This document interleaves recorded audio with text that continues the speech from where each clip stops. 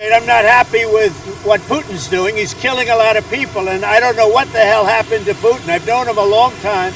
የአሜሪካው ፕሬዝዳንት ዶናልድ ትራምፕ እሁድ ዕለት ሩሲያ በዩክሬን ላይ ባደረሰችው ጥቃት ጥልቅ ሐዘን እንደተሰማቸው ገልጸዋል። ፕሬዝዳንቱ በሞሪስታውን ኒጀርሲ አየር ማረፊያ ለጋዜጠኞች እንደገለጹት የሩሲያው ፕሬዝዳንት ቭላዲሚር ፑቲን እያደረጉ በሚገኙት ተግባር ደስተኛ አይደለሁም ሲሉ ገልጸዋል። ፑቲን ምን እንደነካው አላውቅም ሲሉ የተናገሩት ትራምፕ ብዙ ሰዎች እየሞቱ ነው፣ በዚህ ደስተኛ አይደለሁም ሲሉ ተናግረዋል። ወደ ስልጣን ከመጡ ጊዜ ጀምሮ የሩሲያው ፕሬዝዳንት ቭላዲሚር ፑቲን ወዳጅና አጋሬ ነው ሲሉ የነበሩት ዶናልድ ትራምፕ ከጊዜ ወደ ጊዜ በፑቲን ላይ ትችቶችን እየሰነዘሩ ይገኛሉ።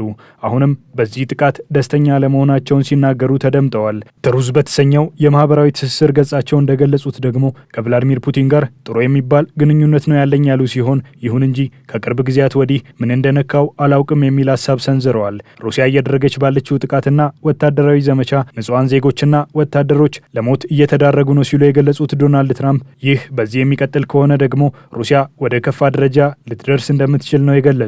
የሩሲያና ዩክሬን ጦርነት በእስረኞች ልውውጥ አወንታዊ የተኩስ አቁም ስምምነት ተስፋ ታይቶበታል ቢባልም በሌላ ጎን የሚፈጸሙ ጥቃቶች የጦርነቱን ማብቂያ ጊዜ የማይተነበይ አድርገውታል። ሩሲያና ዩክሬን እያንዳንዳቸው የ1000 እስረኞችን ልውውጥ በትላንትናው ዕለት አጠናቀዋል። የሩሲያ መከላከያ ሚኒስትርና የዩክሬኑ ፕሬዝዳንት ቮሎዲሚር ዜሌንስኪ እንዳሉት ይህ የእስረኞች ልውውጥ ጦርነቱ ከተጀመረ ጊዜ ወዲህ በ3 ዓመት ውስጥ ትልቁ ነው። የ3 ቀናት ልውውጡ ያሳለፍነው አርብ የተጀመረ ሲሆን ወታደሮችንና ሰላማዊ ዜጎችን እንዲለቀቁ አድርጓል። የእስረኞች ልውውጡ የሁለቱን ሀገራት ጦርነት ለማስቆም አወንታዊ እርምጃ ነው የተባለም ቢሆን ለጦርነቱ መቆም ዋስትና ሊሆን አልቻለም። የሚፈጸሙ ጥቃቶችም መቀጠላቸውና መጠናከራቸው ተነግሯል። ሁለቱ ሀገራት ከፍተኛ ነው የተባለለትን የእስረኞች ልውውጥ ማድረጋቸው ከተሰማ በኋላ የሩሲያ ጦር እስካሁን ድረስ በጦርነቱ ታሪክ ታይቶ በማይታወቅ ሁኔታ በ298 ሰው አልባ አውሮፕላኖችና 69 ሚሳኤሎች ተጠቅሞ ከባድ የሚባል ጥቃት መፈጸሙ ተገልጿል።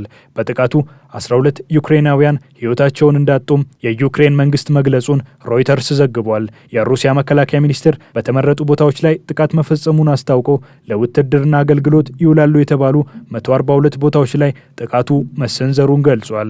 ጥቃቱ በዩክሬን ሁለተኛዋ ትልቅ ከተማ በሆነችው ካርኪቭና በደቡብ ማይኮላይቭና በምዕራብ ተርፒኖልን ጨምሮ በተለያዩ የዩክሬን አካባቢዎች ላይ ጉዳት አድርሷል። በኪየቭ የከተማዋ ወታደራዊ አስተዳደር ኃላፊ ቲሙር ታኬንኮ እንዳሉት በድሮን ጥቃቱ 11 ሰዎች ቆስለዋል። በዋና ከተማው ኪየቭ ምንም አይነት ሞት አልተመዘገበም የተባለ ሲሆን ነገር ግን 4 ሰዎች በከተማው ዙሪያ ባለው ክልል ውስጥ ስለመገደላቸው ተዘግቧል። ይህ የሩሲያ ጥቃት በ2 ቀናት ውስጥ ትልቅ የአየር ጥቃት እንደነበር ተገልጿል። ዩክሬንና የአውሮፓ አጋሮቿ ሞስኮ 3 ዓመት ያለፈውን ይህንን አስከፊ ጦርነት ለማስቆም የመጀመሪያ እርምጃ እንዲሆን የፈለጉት የ30 ቀን የተኩስ አቁም ስምምነት እንዲደረግ ነው። ይሁን እንጂ ኪየቭ ውጊያው እንዲቆም ትራምፕ በሞስኮ ላይ ተጨማሪ ማዕቀብ መጣል ባለመፈለጋቸው ምክንያት የተኩስ አቁም ሊደረግ አልቻለም እየተባለ ይገኛል። ዓለም አቀፉ ማህበረሰብም ሩሲያ እያደረገች የምትገኘው የአየር ጥቃት እንዲቆምና የተኩስ አቁም ስምምነት እንዲደረግ ጥሪዎችን እያቀረቡ የሚገኝ ቢሆንም ይሁን እንጂ ሩሲያ እየፈጸመች የምትገኘው የአየር ጥቃት እየቆመ አይደለም።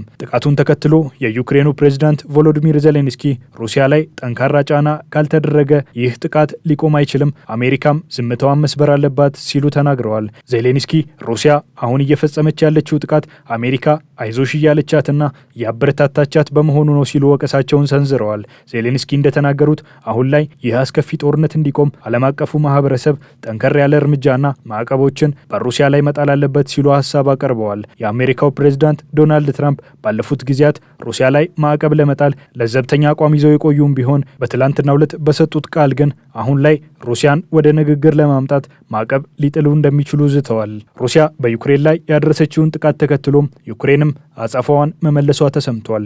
የሩሲያ መከላከያ ሚኒስቴር በዛሬው ዕለት እንዳሳወቀው የአየር መከላከያ ስርዓቱ ከዩክሬን ተነስተው ጥቃት ሊሰነዝሩ የነበሩ 96 ድሮኖችን መመከቱን ገልጿል። ከነዚህ መካከል 6 የሚሆኑት ድሮኖች ሞስኮን ኢላማ አድርገው የነበረ መሆኑን ሮይተርስ በዘገባው አመልክቷል። በሞስኮ የሚገኙት ዶሞንኬቮና ዙኮቭስኪ አየር ማረፊያዎች በጊዜያዊነት አገልግሎት መስጠት ማቆማቸውም ተዘግቧል።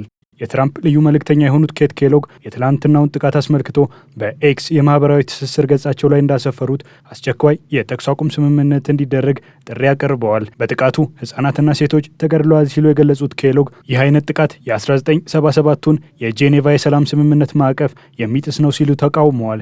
ጥቃቱ አሳፋሪና ያልተገባ ነው ሲሉ የገለጹም ሲሆን በዚህም አስቸኳይ የተኩስ አቁም ስምምነት መደረግ አለበት ሲሉ ጥሪ አቅርበዋል። ዶናልድ ትራምፕ ወደ ነጩ ቤተ መንግስት ከተመለሱ በኋላ የሩሲያና ዩክሬንን ጦርነት ለማስቆም የተለያዩ ጥረቶችን ቢያደርጉም ሊሳካላቸው አልቻለም። የሁለቱን ሀገራት ጦርነት ለማስቆም ባለፉት ጊዜያት የተለያዩ ጥረቶች የተደረጉም ቢሆን ንግግሮች ውጤት አላፈሩም። የሩሲያም ጦር ወደ ምስራቅ የሚያደርገው እንቅስቃሴ እንደቀጠለ ተነግሯል። ባሳለፍነው ሳምንት ዶናልድ ትራምፕ ከሩሲያው ፕሬዝዳንት ቭላዲሚር ፑቲን ጋር የሁለቱን ሀገራት ጦርነት ለማስቆም በሚደረገው ጥረት ላይ ለ2 ሰዓታት የዘለቀ የስልክ ውይይት ማድረጋቸው ይታወሳል። ከንግግራቸው በኋላ በሩሲያና ዩክሬን መካከል የሚደረገውን ጦርነት ለማስቆም ንግግሮች እንዲቀጥሉ ለማድረግ ከስምምነት ላይ መድረሳቸውን ገልጸው ነበር። የክሬምሊኑ አለቃ በበኩላቸው ሁለቱን ሀገራት ለማሸማገል አሜሪካ የምታደርገውን ጥረት እንደሚያደንቁ የገለጹ ሲሆን ንግግሮች እንዲቀጥሉ ለማድረግ ፈቃደኛ እንደሆኑ ሲናገሩ ተደምጠዋል። ይሁን እንጂ አሁን እየተፈጸመ ያለው ጥቃት የሁለቱ ሀገራት ጦርነት ማቆሚያ መቼ ሊሆን እንደሚችል ለመተንበይ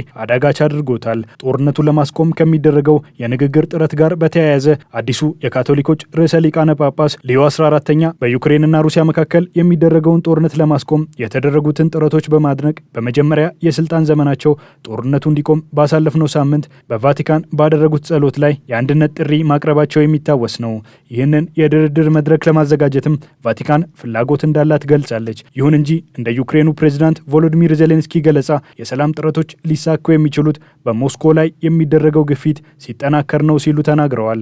ዜሌንስኪ ይህንን እያሉ በሚገኙበት ሰዓትም ጀርመን ሩሲያን ወደ ንግግር ጠረጴዛ ለማምጣት አስገዳጅ ማዕቀብ ሊጣልባት ይገባል ስትል ጠይቃለች። የጀርመን የውጭ ጉዳይ ሚኒስትር የሆኑት ጆን ፖል እንደተናገሩት የሩሲያው ፕሬዝዳንት ቭላዲሚር ፑቲን እስካሁን ድረስ ለሰላም ስምምነት ፈቃደኛ መሆናቸው እየታየ አይደለም ያሉ ሲሆን ለዛም ነው የአውሮፓ ህብረት አባል ሀገራት በሩሲያ ላይ አዳዲስ ማዕቀቦችን ለመጣል ከስምምነት ላይ የደረሱት ሲሉ ለኤአርዲ በሰጡት ቃለ ምልልስ ላይ ተናግረዋል። የአውሮፓ ህብረት ባሳለፍነው ሳምንት በሩሲያ ላይ 17 ጥቅል ማዕቀቦችን መጣሉ ይታወሳል። ይህ ማዕቀብ በሩሲያ ከፍተኛ ወታደራዊ አመራሮችን ጨምሮ የንግድ እንቅስቃሴዋን የምታሳለጥበትን የንግድ መርከቦች ላይ ያነጣጠረ ሲሆን ማዕቀቡ የተጣለው ሩሲያ በሰላም ስምምነቱ ላይ ቁርጠኛ አቋም አልያዘችም በሚል እንደሆነ ተነግሯል። ከነዚህ ማዕቀቦች ባለፈ ሩሲያ ወደ ሰላም ንግግር የማትመጣ ከሆነ ሌሎች ማዕቀቦች ሊጣሉባት እንደሚችል ተዘግቧል። የዩክሬኑ ፕሬዝዳንት ቮሎዲሚር ዜሌንስኪ አሜሪካ ሩሲያ ዩክሬን ላይ እየፈጸመች ያለችውን ጥቃት በዝምታ እየተመለከተች ነው ሲሉ ከገለጹ በኋላ ዶናልድ ትራምፕ ለዚህ የዜሌንስኪ ወቀሳ በሰጡት ምላሽ ዜሌንስኪ አሁን ባለበት ደረጃ በማውራት ብቻ ምንም አይነት አስተዋጽኦ እያደረገ አይደለም ሲሉ ወቅሰዋል።